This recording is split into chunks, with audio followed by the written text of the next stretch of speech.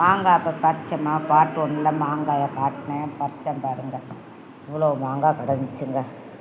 எவ்வளோன்னு பார்த்தீங்களா? இவ்வளோ மாங்காய் பறித்து வச்சுருக்கேன். இன்னும் நிறைய மாங்காய் இருக்குது.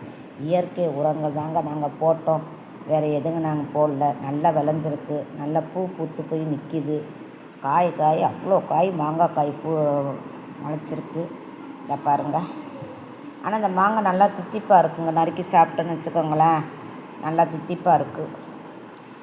பழுத்தாலும் நல்லா பழுக்குது, சூப்பராக இருக்குது மாங்காய். எவ்வளோ அருமையாக இருக்குதுன்னு பார்த்தீங்களா? எவ்வளோ மாங்கான்னு பார்த்தீங்களா? இவ்வளோ மாங்காய். இன்னும் காய் நிறையா இருக்குது. இன்னும் ஒரு நாளைக்கு பறிக்கணுங்க. இது வரைக்கும் பறித்து முடிச்சிட்டோம். இனிமேல் மாங்காயை பறித்து எடுத்துகிட்டு ஊறுகாய் போடலான்னு இருக்கோங்க.